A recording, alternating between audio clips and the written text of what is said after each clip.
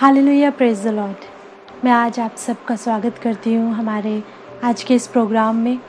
और प्रभु आप सबको बहुत आशीष दे। मैं विश्वास करती हूँ जैसे हर बार परमेश्वर अपने वचन से विभिन्न तरीक़ों से आपसे बात करते हैं, आज भी प्रभु कुछ सिखाएंगे अपने वचन के द्वारा।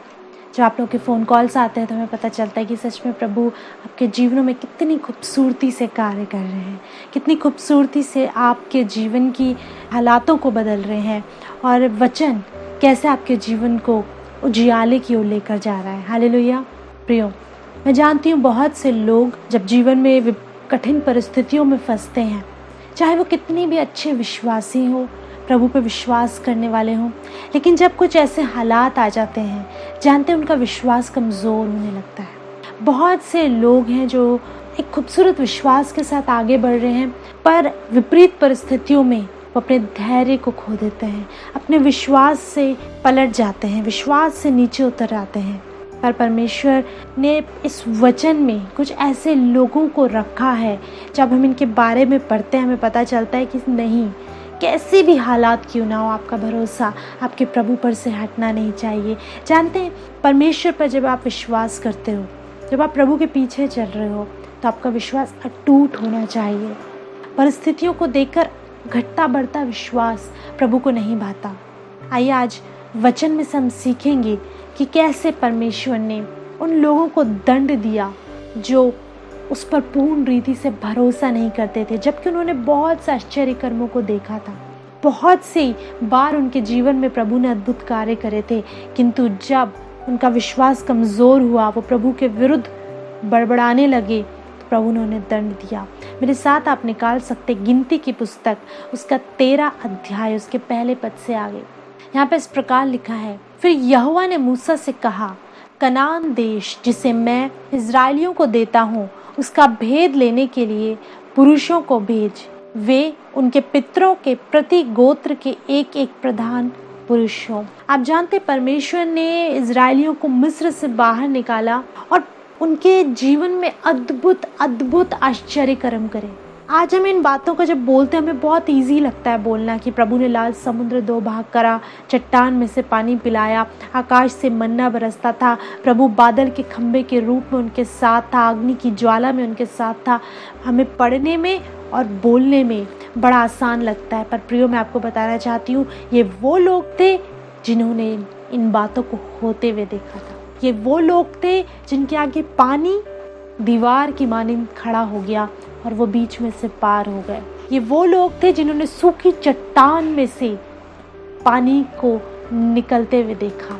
ये वो लोग थे जो हर प्रति भोर को उठकर आकाश से स्वर्ग की रोटी उतरते हुए देखते थे और उसे खाते थे। इन्होंने अद्भुत कामों को देखा। इन्होंने देखा कैसे परमेश्वर मूसा से बात करता है। इन्होंने देखा कैसे परमेश्वर मूसा के साथ चलता है। तंबू में कैसे प्रभु का तेज आता था और वो मूसा से बात करता था।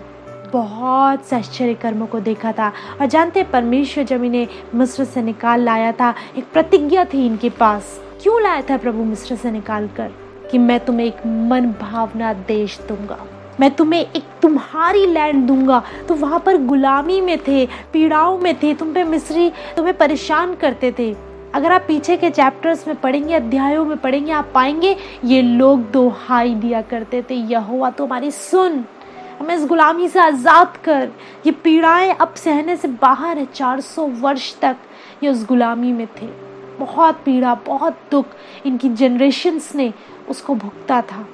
और जानते हैं, प्रभु ने जब इनकी दोहाई को सुना, प्रभु ने कहा, ठीक है, मैं तुम्हें तुम्हारी लैंड दूंगा, तुम्हारी ज़मीन, तुम्हारा देश, तुम राज्य करोगे वहाँ पे।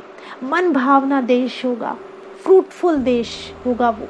तुम्हें भोजन वस्तुओं की कमी और घटी नहीं होगी। मैं तुम्हारे मध्य में रहा करूँगा, अद्भुत रीति से तुम्हें ब्लेस करूँगा, मैं तुम्हें वहाँ पर लेकर चलता हूँ।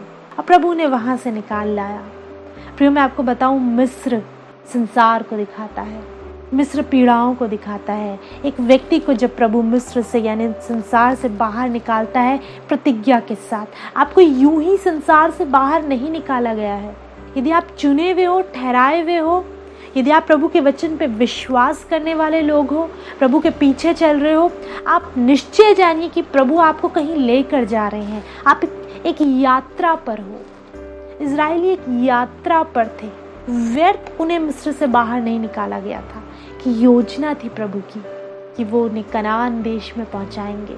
वो प्रतिज्ञा जो प्रभु ने अब्राहम से, इसहाक से, याकूब से की थी, वो पूरी करनी थी प्रभु को। उन्हें उनके देश में पहुंचाना था। परमेश्वर की आपके जीवन के लिए योजना है मेरी बहन, एक प्रतिज्ञा है प्रभु की, एक प्लानिंग है प्रभु की, वो उसे पूरा करेंगे। आप यूं ही संसार से बाहर नहीं निकाली गई हो, यूं ही उन स्थानों से बाहर नहीं निकाली गई हो। आप जानते हैं एक समय था जब आप दुनियावी अभिलाषाओं में जीवन को जी रहे थे, आपको फर्क नहीं पड़ता था पाप पुण्य से। आप जैसा चाहते थे वैसा जीवन जीते थे, जैसा चाहते थे वैसा आपका स्वभाव था। प्रभु ने उन बातों से बाहर निकाला है और वो व्यर्थ नहीं है। परमेश्वर की आपके जीवन के लिए एक योजना है। और परमेश्वर ने यहाँ पर मूसा से कहा, जो देश में तुम्हें देने पर हूँ, अब कुछ भेदियों को भेजो, कुछ लोगों को भेजो कि वो वहाँ जाएं और देखें उस देश को। इससे पहले कि तुम इस देश में पहुँचो, पहले जाकर उस देश का मुआयना करो, उसे देखो, उसे समझो। और हर गोत्र में, आप जानते हैं 12 गोत्र थे, हर गोत्र के एक एक पुरुष को तुम वहाँ पर भेजो। और मूसा ऐसा ही करता है, 12 लोगों को चुनता है और वो जाते हैं उस देश में। गिनती की पुस्तक उसका 13 अध्याय 21वें पद से आगे हम देखेंगे, यहाँ पे लिखा है, इसलिए वे चल दिए और सीन नामक जंगल से ले रहोब तक, जो हमात के मार्ग में है, सारे देश को देखभाल कर उसका भेद लिया। वे दक्षिण देश होकर चले और हेब्रोन तक गए। वहाँ अहीमन, शेशै और तलमै नामक अनाकवंशी रहते थे। हेब्रोन मिस्र के स्वान से 7 वर्ष पहले बसाया गया था।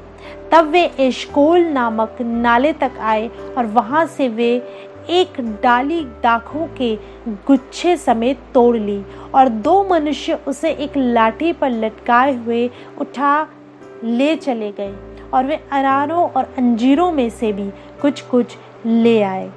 इजरायली वहां से दाखों का गुच्छा तोड़ ले आए थे, इस कारण उस स्थान का नाम एशकोल नाला रखा गया।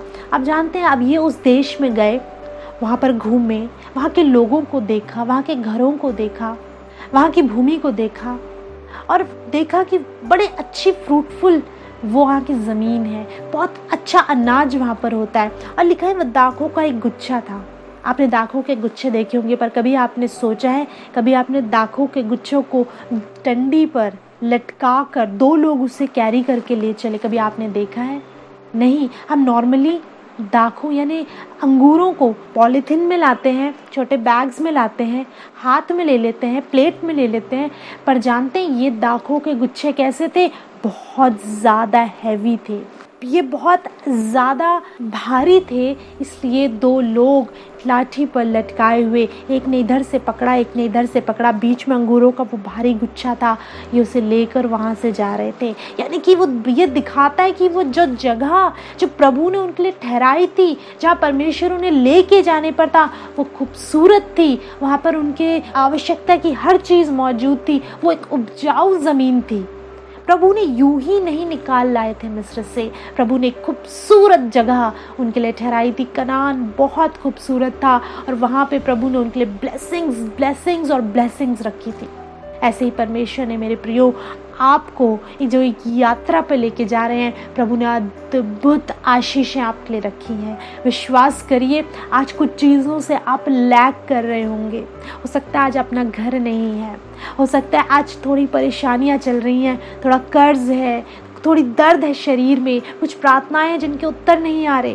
पर यदि आप प्रभु के पीछे ईमानदारी से चल रहे हो, यदि आप उस पर भरोसा रखते हो, यदि आप उससे प्यार करते हो, निश्चय जानिए कि समय कट रहा है और धीरे धीरे आप कनान की ओर बढ़ रहे हैं। कनान ब्लेसिंग्स का देश है, कनान एक फ्रूटफुल देश है, कनान आपकी आशीषों का देश है।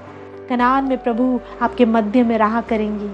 कोई खूबसूरत जगह है जहाँ प्रभु आपको लेके जा रहे हैं। प्रतिज्ञा का देश है, कुछ प्रॉमिसेस का देश है। और जानते हैं क्या होता है? लिखा है 25वें पद से आगे, 40 दिन के बाद वह उस देश का भेद लेकर लौट आए। कितने दिन लगे इन्हें? 40 दिन लगे। यानी कि जहाँ पर इजरायली मौजूद थे। 12 पुरुष वहाँ से भेजे गए थे और 40 दिन वो वहाँ पर घूमे और लौट आए। बहुत दूर नहीं था वो जगह जहाँ पर उन्हें जाना था वो बहुत दूर नहीं थी। और लिखा है, और पारान जंगल के कादेश नामक स्थान में मूसा और हारून और इज़राइलियों की सारी मंडली के पास पहुँचे और उनको और सारी मंडली को संदेशा दिया और उस देश के फल उनको दिखाए। उन्होंने अंजीर लिए थे, उन्होंने दाख की बारी ली थी, कुछ चीज़ें वहाँ से लेकर वो गए थे और उन्होंने वहाँ जाकर मूसा को और इज़राइलियों को दिखाए। 27वां पद कहता है, उन्होंने मूसा से ये कहकर वर्णन किया, जिस देश में तूने हमको भेजा था उसमें हम गए, उसमें सचमुच दूध और मधु की धाराएं बहती हैं और उसकी उपज में से यही है। मूसा, जहाँ तूने हमें भेजा था, जिसकी प्रतिज्ञा प्रभु ने की है, अरे वो बहुत ही खूबसूरत देश है, उपजाऊ देश है, दूध और मधु की धाराएं बहती हैं।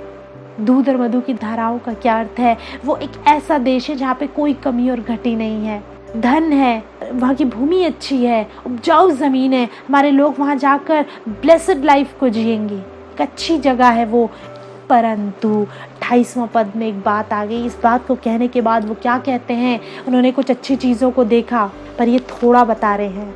2-3 बातें बताई, मधु की धारा बहती है, दूध की धारा बहती है, उपजाऊ ज़मीन है, 2-3 बातें बताई। परंतु इन्होंने कुछ और भी देखा। वो यहाँ पे लिखा है, परंतु उस देश के निवासी बलवान है और उसके नगर गढ़ वाले हैं और बहुत बड़े बड़े हैं। फिर हमने वहाँ अनाक वंशियों को भी देखा। दक्षिण देश में अमालेकी बसे हुए हैं और पहाड़ी देश में हित्ती, यबूसी और एमोरी रहते हैं और समुद्र के किनारे किनारे और यरदन नदी के तट पर कनानी बसे हुए हैं। अब ये लोग वहाँ के लोगों के बारे में बता रहे हैं, कह रहे हैं वहाँ पर अनाक वंशी रहते हैं। आप जानते हैं अनाक वंशी कौन थे? ये बहुत लंबे चौड़े दानव के समान होते थे, इनका कद बहुत ऊंचा होता था, बड़े पावरफुल होते थे, शक्तिशाली होते थे।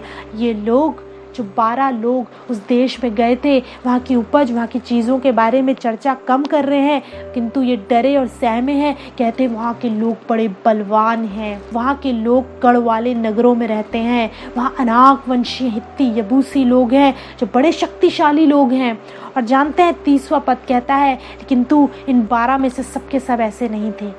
कालेब, 30वां पद कहता है, पर कालेब ने मूसा के सामने प्रजा के लोगों को चुप कराने के विचार से कहा, हम अभी चढ़ के उस देश को अपना कर ले, क्योंकि निस्संदेह हम में ऐसा करने की शक्ति है।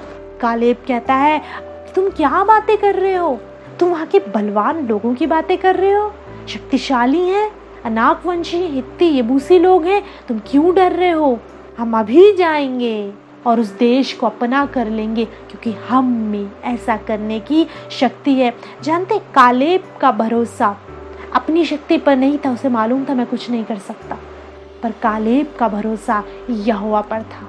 उसने देखा था कि यहोवा हमें कैसे मिस्र से निकाल लाया है, उसने आश्चर्य कर्मों को देखा था, उसने अद्भुत कामों को होते हुए देखा था। अरे जब वो इस बात को जानता था, जब परमेश्वर हमारे साथ है, बाकी सारी शक्तियाँ उसके सामने कुछ भी नहीं, बाकी कोई भी शक्ति, कोई भी बात उसके सामने कुछ भी नहीं। यहोवा परमेश्वर हमारे साथ रहता है, हमारे मध्य में रहता है, वो हमें लेके जा रहा है, वो हमें लीड कर रहा है। आगे कुछ भी हो, प्रभु हमारे साथ है।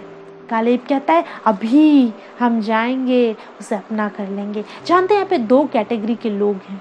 एक वो जो उस देश में गए, उन्होंने वहाँ के बुराइयों को, जो चीज़ें भयभीत करती थी, उसको अपने भीतर उतार लिया, उसका समाचार दूसरों को दे रहे हैं। एक वो लोग हैं जो वहाँ पर गए और उन्होंने वहाँ की उन भली बातों को अपने भीतर उतारा और वो गए, और इस विश्वास के साथ कि बाकी की जो बुराइयों से प्रभु स्वयं खत्म करेंगे, वापस लौटे। जानते हैं प्रियो, कई बार आप प्रभु के पीछे चल रहे हो, आप विश्वास कर रहे हो, आप हो सकता है सेवकाई करते हो, आप हो सकता है बहुत अच्छा एक प्रार्थनाओं का आपका जीवन हो, उसके बाद भी कई बार ऐसी परिस्थितियों में फंस जाते हो जहाँ पर आपका भरोसा कम होने लगता है, जहाँ पर आप परिस्थितियों से इतना घबराने लगते हो कि आप अपने परमेश्वर के कद को बड़ा छोटा आंकने लगते हो। आपको लगता है कैसे निकलूँगा इससे बाहर, प्रभु क्या ये होगा? आप सोच के देखिए, आप क्या सोचते हैं? क्या परमेश्वर के लिए कोई कार्य संभव है? आप जानते हैं, जब तक परमेश्वर सिंहासन पर विराजमान है तब तक इस पृथ्वी पर उसका राज्य चलता है, उसका राज्य चलता रहेगा। स्वर्ग और पृथ्वी पर यदि कोई राज्य करता है वो यहोवा परमेश्वर है। और आप जो उस पर विश्वास करने वाले हो, विपरीत हालातों में, परिस्थितियों में, कर्जों में या दुनियावी उन बातों में, चिंताओं में, आपका भरोसा कैसे अपने परमेश्वर से कम हो सकता है। कालेब कहता है हम अभी जाएंगे और उस देश को अपना कर लेंगे, क्योंकि हम में ऐसा करने की शक्ति है। अरे वो हमारे साथ साथ रहता है। जानते कि ऐसा ही विश्वास दाऊद के भीतर भी था। हमने सीखा है दाऊद के बारे में भी, जब वो गोलियत से युद्ध करने उतरता है, शाऊल डरा हुआ रहता है, इजरायली डरे हुए रहते हैं, 40 दिन तक वो उन्हें ललकार रहा था। उसके बाद भी कोई किसी की हिम्मत नहीं थी जो जाकर गोलियत से युद्ध करे। पर जानते एक छोटा बालक, लिखा उसके चेहरे से लाली झलकती थी, वो कहता है निसंदेह विजयी हूँगा, मैं उसमें युद्ध करने जाऊँगा, क्योंकि सेनाओं का परमेश्वर यहोवा मेरे साथ है, मैं उसके नाम से जाऊँगा। प्रियो, आपका भरोसा कहाँ चला जाता है? कहाँ आपका विश्वास है? आपका परमेश्वर आपके साथ है। कालेब के विषय में लिखा है, 31वां पद कहता है, पर जो पुरुष उसके संग गए थे उन्होंने कहा उन लोगों पर चढ़ने की शक्ति हम में नहीं है, क्योंकि वे हमसे बलवान हैं। और उन्होंने इजरायलियों के सामने उस देश की जिसका भेद उन्होंने लिया था ये कहकर निंदा भी की। वह देश जिसका भेद लेने को हम गए थे ऐसा है जो अपने निवासियों को निगल जाता है, और जितने पुरुष हमने उसमें देखे हैं वे सब के सब बड़े डील डॉल के हैं। फिर हमने वहाँ नपीलों को अर्थात नपीली जाति वाले अनाक वंशियों को देखा, और हम अपनी दृष्टि में उनके सामने टिड्डे के समान दिखाई पड़ते थे, और ऐसे ही उनकी दृष्टि में मालूम पड़ते थे। ओ प्रियो, ये लोग कहते हैं हम में शक्ति नहीं है। कालेब, मूसा, हम में शक्ति नहीं है। अरे वो लोग बड़े बलवान हैं, अनाक वंशी हैं, नपीली जाति के लोग हैं। पता है, हम उनके सामने टिड्डे से दिखाई देते हैं, और ऐसे ही उनको मालूम भी पड़ते हैं। हम स्वयं में उनके सामने बड़े छोटे दिखाई देते हैं, और वो लोग भी हमारे बारे में ऐसा ही सोचते होंगे। आप जानते हैं प्रियो, जो आप अपने बारे में सोचते हो शैतान वही आपके बारे में सोचता है। इस चीज़ को आज आप नोट कर लीजिए। जो आज आप अपने बारे में सोचते हो, मैं कुछ भी नहीं, मैं हारा हुआ हूँ, मैं व्यर्थ इस संसार में हूँ, मैं इन परिस्थितियों से कभी बाहर निकलूँगा या नहीं निकलूँगा, ओ जो आप आज के समय में अपने बारे में सोच रहे हो, निश्चय जानिए शैतान आपके बारे में वही सब सोचता है। वो यही तो चाहता है। आप युद्ध बाहर का बाद में हारते हो, आप भीतर से पहले युद्ध हार जाते हो। क्या इन लोगों ने अभी उस देश में गए थे? क्या ये अभी इन्होंने कोई युद्ध लड़ा था उनसे? वो ये पहले ही हार गए, ये अपने मन से हार गए। इन्होंने कहा हम नहीं जीत सकते, बहुत बलवान है वो लोग। कई बार परिस्थितियों का रूप ऐसा ही दिखाई देता है, कई बार हालात ऐसे ही दिखाई देते हैं, निकल नहीं पाएंगे बाहर, बहुत भयानक परिस्थिति में फंसा हूँ, कोई सोल्यूशन नहीं है, बहुत सी चीज़ें हैं, बाहर नहीं निकल सकती इन बातों से बाहर। वो जो आप सोच रहे हो शैतान वही तो सोच रहा है, वही तो आपके मन में डालता है। कहाँ जाता है आपका विश्वास? कहाँ चला जाता है आपका वो फेथ? क्या आप पीछे पलट कर उन आश्चर्य कर्मों को नहीं देखते? जब प्रभु ने आपके जीवन में लाल समुद्रों को 2 भाग किया, जब प्रभु ने आपको चट्टान में से पानी पिलाया, उन मिरेकल्स को याद किया करिए जो प्रभु ने पिछले जीवन भर में आपके साथ किए हैं, आपके जीवन में किए हैं। जो प्रभु आज तक आपको संभालता आया है वो आज आपको कैसे छोड़ सकता है? कालेब कहते हैं हम अभी उस देश को अपना कर लेंगे, पर ये लोग कहते हैं हम नहीं कर सकते। और जानते हैं क्या होता है? 14 अध्याय का पहले पद से आगे लिखा है, तब सारी मंडली चिल्ला उठी और रात भर वे लोग रोते रहे। पता है, इन लोगों ने वहाँ जाकर जो समाचार दिया, लोगों में फैल गई वो बात, और वो लोग रात भर विलाप करते रहे। और सब इजरायली मूसा और हारून पर बुड़बुड़ाने लगे, और सारी मंडली उनसे कहने लगी, भला होता कि हम मिस्र ही में मर जाते या इस जंगल ही में मर जाते। यहोवा हमको उस देश में ले जाकर क्यों तलवार से मरवाना चाहता है? हमारी स्त्रियां और बाल बच्चे तो लूट में चले जाएंगे। क्या हमारे लिए अच्छा नहीं कि हम मिस्र देश को लौट जाएं? फिर वे आपस में कहने लगे, आओ हम किसी को अपना प्रधान बना लें और मिस्र को लौट चले। ओ ये लोग इजरायली जानते हैं क्या क्या बातें कर रहे हैं।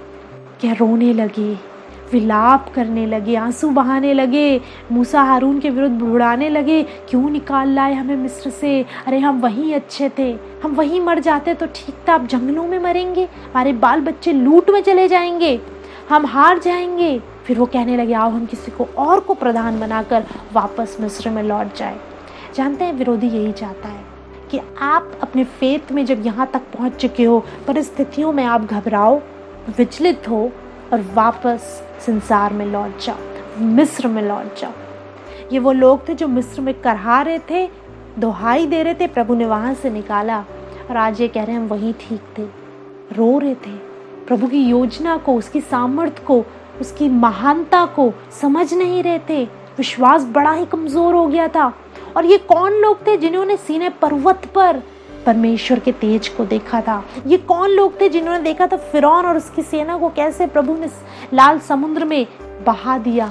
इन्होंने शत्रुओं का नाश होते हुए देखा था, किंतु आज ये रो रहे हैं, विलाप कर रहे हैं, बड़बड़ा रहे हैं। और जानते हैं मूसा और हारून, लिखा है 5वां पद कहता है, तब मूसा और हारून इजरायलियों की सारी मंडली के सामने मुंह के बल गिरे, और नून का पुत्र यहोशू और यपुन्ने का पुत्र कालेब, जो देश के भेद लेने वालों में से थे, अपने अपने वस्त्र फाड़कर इजरायलियों की सारी मंडली से कहने लगे। ये लोग रोने और विलाप करने लगे। मूसा, हारून, कालेब, यहोशू ये कहने लगे, इजरायलियों की सारी मंडली से कहने लगे, जिस देश का भेद लेने को हम इधर उधर घूम कर आए हैं, वो अत्यंत उत्तम देश है। हमारी सुनो, वो देश उत्तम देश है।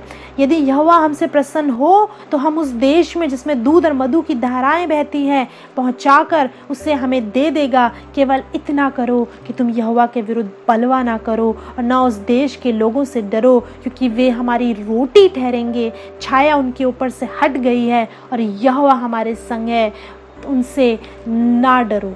ये लोग कह रहे हैं, मूसा, हारून, यहोशू, कालेब, जो प्रभु के साथ चलने वाले लोग थे, इनका विश्वास अलग स्तर का था, बहुत विश्वास करते थे, ये प्रभु का टूट विश्वास था।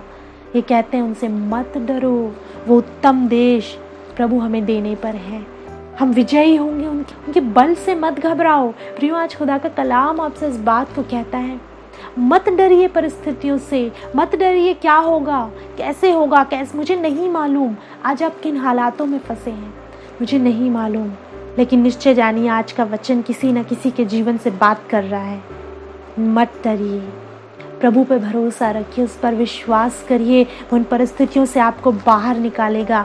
ये लोग कह रहे थे वो देश उत्तम देश है। जानते हैं थोड़ा ही समय रह गया है, उस उत्तम, उस प्रतिज्ञा के देश में प्रभु आपको पहुंचाने पर है। वो ब्लेसिंग्स के देश में, वो आशीषों के देश में प्रभु आपको पहुंचाने पर है। और जानते हैं प्रभु का कोप भड़का। इसके बाद यदि आप आगे पढ़ेंगे, प्रभु ने कहा, निश्चय तुम में से कोई भी उस देश में नहीं पहुंचेगा। तुमने मेरे विरुद्ध बुड़बुड़ाए, प्रभु को क्रोध आया इस बात, प्रभु को ये बात बुरी लगी। प्रभु ने कहा, अब तुम्हारे बाल बच्चे पहुंचेंगे, जिन्हें तुम कह रहे थे कि ये लूट में चले जाएंगे, यही बाल बच्चे उस प्रतिज्ञा के देश में पहुंचेंगे, किंतु तुम इसी जंगल में मरोगे।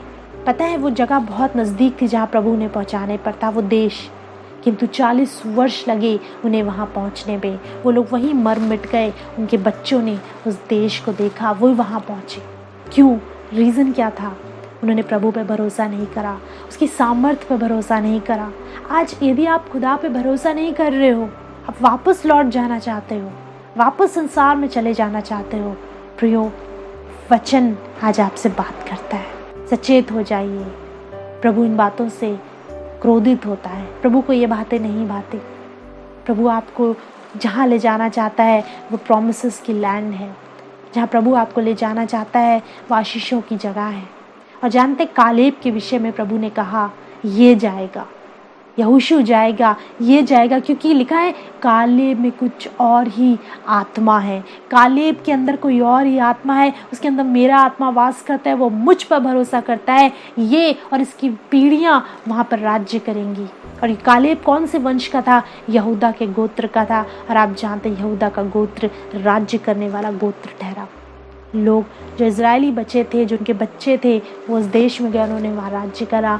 प्रियो, विश्वास से पीछे मत मुड़िए, अपने विश्वास को कमज़ोर मत होने दीजिए। जो कुछ आज आप अपने बारे में सोचते हैं, दुष्ट वही आपके बारे में सोचता है, वही आपके बारे में वो अपने सोचता है, और वैसा ही वो चाहता है कि आपका विश्वास हमेशा डाउन होता रहे। आप जानते हैं आपका विश्वास ऊपर के स्तरों पे कैसे पहुंचेगा? मैं आपको बताऊं, आपका विश्वास ऊंचाइयों पर पहुंचेगा जब आप खुदा के कलाम को पढ़ेंगे।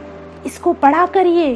सिर्फ प्रोग्राम देख लेने से विश्वास नहीं बढ़ेगा, चर्च चले जाने से विश्वास नहीं बढ़ेगा। इस वचन को उठाइए, वे रोटी है विश्वास की। जैसे जैसे आप इसे खाएंगे, आपका विश्वास बढ़ता जाएगा, आप हालातों से घबराएंगे नहीं। आइए हम प्रार्थना करें। प्रभु, हम धन्यवाद देते हैं इस विश्वास के लिए जो हमारे भीतर है। होली स्पिरिट, इस विश्वास को और कोई नहीं बढ़ा सकता, सिर्फ आप हैं। मैं प्रार्थना करती हूँ आज आपके लोगों के लिए। पिता, यदि इनका भरोसा कम हो रहा है, यदि परिस्थितियों से ये घबरा रहे हैं, आज ही से, इसी वक्त से वो प्रभु, वो नेगेटिव बातें इनके जीवनों से दूर हो जाए, वो निराशा की बातें इनके जीवनों से दूर हो जाए, इनको नई आशा मिले। प्रभु, इनका विश्वास मजबूत हो। ये जब वचन को उठाकर पढ़ना शुरू करे, ओ प्रभु, इनकी आत्मा, इनका शरीर बलवंत होता चला जाए। ओ प्रभु, आप सहायता करें अपने लोगों की, इनकी पीड़ाओं से इन्हें आज़ाद करें, इनके कष्टों से इन्हें आज़ाद करें, और प्रभु ये तेरी प्रतिज्ञाओं पे भरोसा कर सके। सारा आदर महिमा प्रभु हम आपको देते हैं। प्रार्थना यीशु के नाम में मांगते हैं, आमीन। Praise the lord, praise the lord, hallelujah. प्रभु अपने वचन के द्वारा आप सबको ब्लेस करे। प्रियो, अधिक से अधिक वचन को पढ़ा करिए, अधिक से अधिक उसकी संगति में रहा करिए, या प्रभु अद्भुत रीति से आपको बढ़ाएंगे। हालेलुया। यदि आपको सवाल है, आपके प्रार्थना के निवेदन है, आप हमें कॉल कर सकते हैं। स्क्रीन पे कॉन्टैक्ट डिटेल आप देख रहे हैं। व्हाट्सएप कर सकते हैं, SMS कर सकते हैं, ईमेल कर सकते हैं। आप हमें पर्सनली बात भी कर सकते हैं। हमारे प्रेयर वॉरियर्स आपसे बात करेंगे, आपके लिए प्रार्थना करेंगे। हालेलुया। प्रियो, यदि आप कलाम की शिक्षा को और पाना चाहते हैं, और जानना चाहते हैं प्रभु के भेदों को, तो आप YouTube चैनल पर जाइए, चैनल को सब्सक्राइब करिए। वीडियोस हमने वहाँ पर कुछ की हैं, प्रभु के दास ने भी करी हैं, और बहुत सी वीडियोस हैं। और मैं विश्वास करती हूँ हर एक वचन आपके जीवन में कार्य करेगा। हालेलुया। प्रियो, अगले सप्ताह इसी समय हम आपसे दोबारा मुलाकात करेंगे। तब तक प्रभु यीशु मसीह में आप सभी को हमारा सलाम।